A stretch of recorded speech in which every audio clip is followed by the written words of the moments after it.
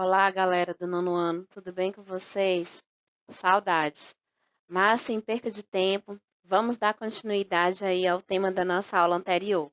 Como o tema é um pouco extenso, eu dividi essa aula em três partes.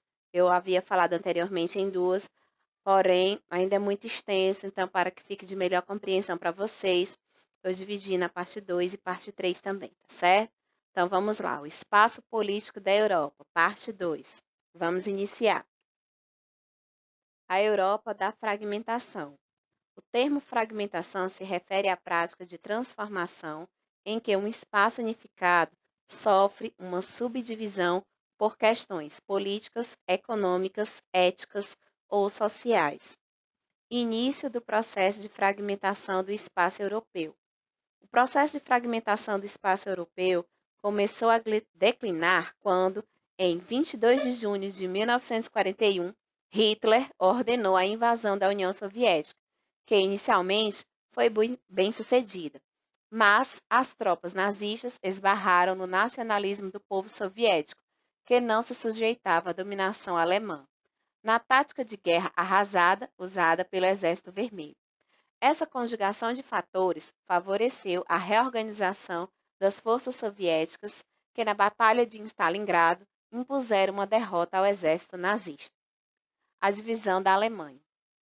Em 24 de abril de 1945, as tropas soviéticas cercaram Berlim, capital da Alemanha nazista. Os aliados ocidentais, vindos da Normandia, onde haviam conseguido libertar a França e os Países Baixos, fecharam um cerco sobre Berlim, que, sitiada, posteriormente ocupada, capitulou em 2 de maio de 1945, sendo que em 30 de abril do mesmo ano, Hitler se suicidou. Assim, a guerra acabou na Europa, certo? Como presa de guerra, a Alemanha foi dividida em outubro de 1946 em 4 áreas de influência: 3 sob domínio dos ocidentais, França, Inglaterra e Estados Unidos, e 1 sob o domínio da União Soviética. Como parte do Plano Marshall, os aliados ocidentais realizaram uma profunda reforma econômica no território alemão, que estava sob sua administração, e criaram uma moeda, chamada Marco Alemão Ocidental, a qual passou a circular não só no lado capitalista, mas também na Alemanha comunista. Temendo perder o controle do território alemão, Stalin ordenou o bloqueio total de Berlim Ocidental. Vencido pelo estratégico ocidental, Stalin admitiu a derrota em maio de 1949 e o bloqueio foi suspenso. Ao final do conflito, a Alemanha estava dividida em duas áreas, uma capitalista, denominada República Federal da Alemanha, ou Alemanha Ocidental, com a capital em Bonn, e outra socialista, denominada República Democrática Alemã, ou Alemanha Oriental, com capital em Berlim, certo? Vamos entender aí como foi que se deu a queda do Muro de Berlim e a multiplicação do processo de fragmentação.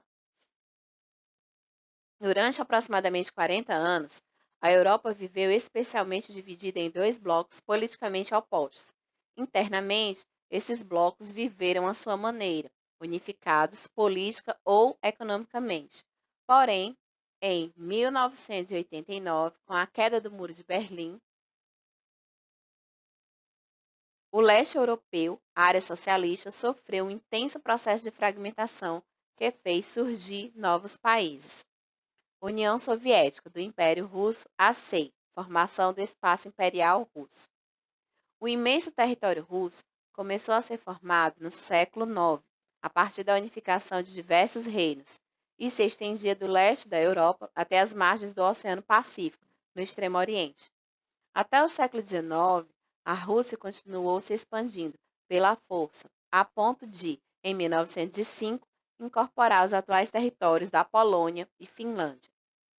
Esse império era expansionista e, ao longo do século XIX, utilizou suas gigantescas áreas de recursos naturais para alicerçar sua revolução industrial, o que lhe gerou capital suficiente para ampliar seu domínio e sua influência, ok?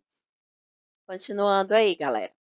Rapidamente, entre o final do século XIX e início do XX, a Rússia anexou ao seu espaço territorial o Cazaquistão, Turcomenistão e, para garantir o domínio estratégico das terras do extremo oriente do Império, fundou a cidade portuária de Vladivostok. Esse expansionismo foi possibilitado por pesados investimentos estruturais, como a construção das ferrovias Transcaucasiana entre 1883 e 1886 e a Transiberiana entre 1891 a 1904.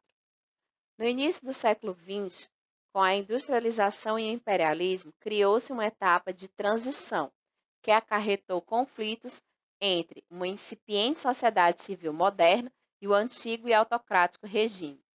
O nascente proletariado, que trabalhava nas fábricas das principais zonas urbanas, começou a se politizar, culminando com a sindicalização crescente dessas massas. Formação da União Soviética. A partir de 1905, uma onda incessante de greves em várias fábricas, provocadas pelas demissões de operários, acarretou uma greve geral, liderada pela União dos Operários, a qual enviou ao czar uma petição assinada por 135 mil pessoas que reivindicavam reformas econômicas e políticas. No dia 9 de janeiro de 1905, a população da cidade de São Petersburgo foi convocada para marchar rumo ao Palácio de Inverno, onde a petição seria entregue ao próprio czar. Cerca de 140 mil pessoas, entre homens, mulheres e crianças, participaram da mobilização, entoando hinos religiosos e mostrando seus ícones, certo? Elas foram surpreendidas pelas tropas czaristas, que abriram fogo contra a multidão desarmada. Centenas de populares morreram e aproximadamente 2.000 ficaram feridas. Esse episódio ficou conhecido como Domingo Sangrento e marcou o fim da confiança que o povo nutria pelo seu soberano. Assim, começou a Revolução Russa de 1905. A repressão contra qualquer manifestação não autorizada pelo Estado passou a ser prática comum e as greves operárias passaram a ser oprimidas, acarretando reações populares e greves de solidariedade que se espalhavam por todos os centros industriais, certo? Os conflitos se avolumaram e chegaram ao auge com a entrada da Rússia na Primeira Guerra Mundial. Descontente, o povo soviético se mobilizou por meio de greves, motins e guerrilhas organizadas por dois partidos, o Partido Socialista Revolucionário e o Partido Social Democrata. O Partido Socialista Revolucionário, nascido no final de 1901, que utilizava discursos e práticas populistas e tinha como objeto programático expandir a agitação camponesa. Já o Partido Social Democrata, organizado em 1898 na cidade de Minsk, que logo se fragmentou em duas facções, os bolcheviques e os mencheviques, certo? Nesse contexto, em 1917, praticamente todas as contradições do capitalismo se apresentavam bastante acentuadas, certo? Foi aproveitando o apodrecimento do sistema que Vladimir Ilyich Ulyanov Lenin, que a minha pronúncia não foi correta, e Lev Davidovich Bronstein, que é Leon Trotsky, certo? E Joseph Vissarionovich Stalin e seus camaradas bolcheviques, por meio dos sovietes, tomaram o poder depondo, em março de 1917, o czar Nicolau II. Certo, galerinha? Peço desculpas aí pela pronúncia do nome desses bolcheviques em questão, certo? Vamos dar continuidade aí. O fim da União Soviética e a construção da SEI. O grande império socialista, criado pela Revolução de Outubro de 1917, tornou-se uma grande potência mundial, baseando sua economia em maciços investimentos em indústrias estruturadoras e pesadas. Como consequência da Guerra Fria, cresciam os investimentos em indústrias bélicas e aeroespaciais.